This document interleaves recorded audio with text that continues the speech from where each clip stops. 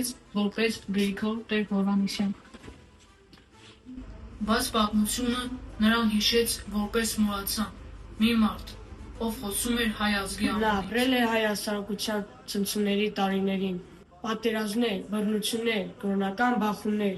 այդ բոլորը դարձան նրա ստեղծագործությունների հիմք։ Մուրացյանը մտերիմ էր վերնատան գրողների հետ, բայց միաժամանակ ուներ իր ուղին, ազգային գիծ, մաքրություն, հավատք։ Մուրացյանը ապրեց ոչ միայն գրչով, այլ գործով։ Նրա նպատակը մեկն էր՝ պահել ու փոխանցել այն, ինչ այսօր էլ մեզ պահում է՝ լեզուն, հավատը, հոգին։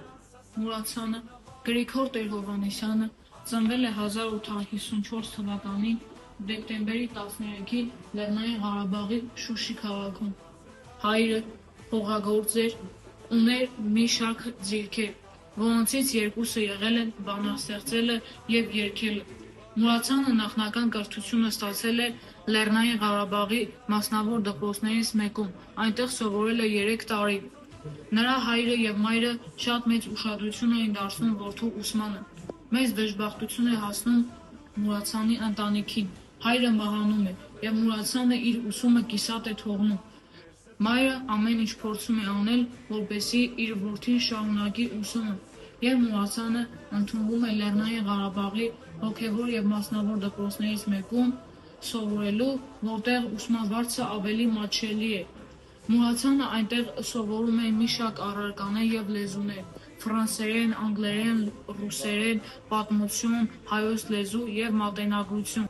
12 տարեկան Գրիգորը մասնավոր դպրոցից տեղափոխվում է ուրիշ դպրոց, որտեղ ուսման վարձը ավելի մատչելի է։ 2 տարի հետո տեղափոխվում է Շուշի հոգևոր և թեմական դպրոց,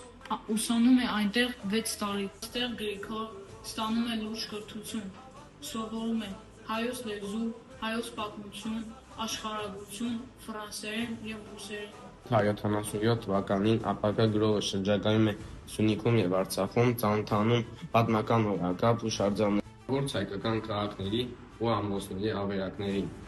ազգային ավանդույթներին ու սովորույթներին, կարդում վանքերում պահված ձեռագիր հիշատակարանները։ 878 թվականին Մուրացյանը տեղափոխվում է Թիֆլիս, այնտեղ նյութական սուղ պայմաններից դրդված, կարճ ժամանակում հաշվապահություն է սովորում ու աշխատանքի անցնում տեղի առևտրական տներից մեկում։ Մուրացյանի առաջին պատմավեպն է «Ռուզան պատմական դրաման»։ Այստեղ դրվագներ են նկարագրվում 13-րդ դարի թաթալ-մողոլական արշավանքների պատմությունից, և հայ կնոջ նահատակության մեջ ամփոփվում է հայրենասիրությունը, ազգային հավատը։ «Ռուզան պատմական դրաման» անսպասելի հաջողություն է բերում հեղինակին։ Ամենուրեք խոսում է նոր տաղանդի մասին։ Հարուստները խոստանում էին միջոցներ տալ գրողին արտասահման գնալու և կրթությունը շարունակելու։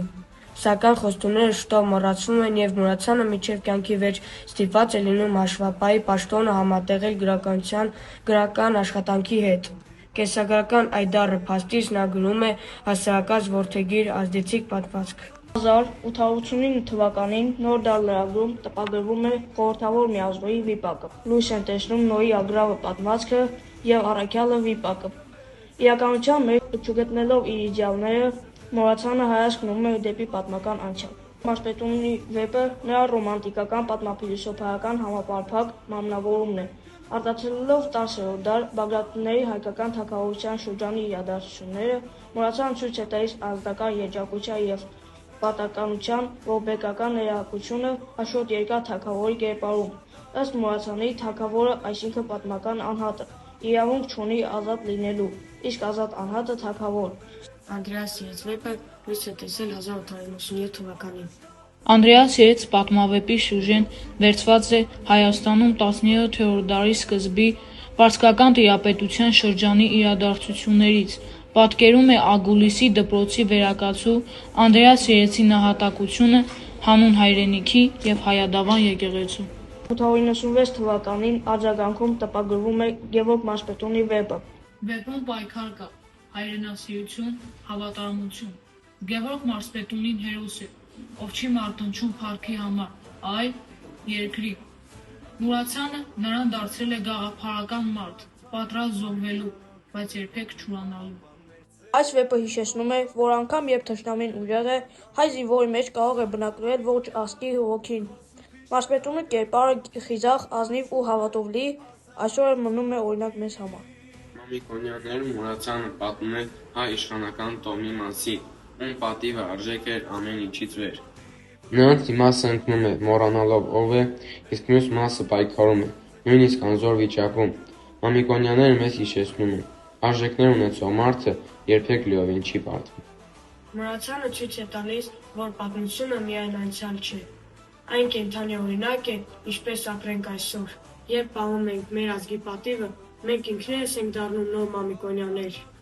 Մուրացյանը գրում էր ոչ թե զուտ պատմական անցքերի մասին, այլ արժեքների։ Նա մեզ հիշեցնում է, ազգը կորում է ոչ թե պատերազմում, այլ երբ մոռանում է ով է։ Արագի պաշտպանությունն է մեր ինքնության, մեր լեզվի, մեր հավատի։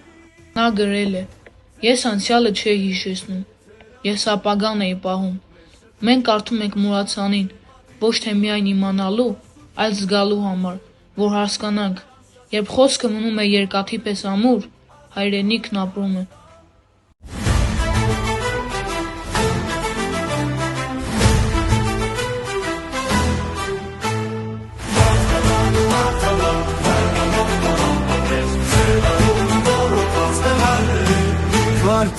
Վարդանանք, մեր հողի պահապաններ, ծեր արյունով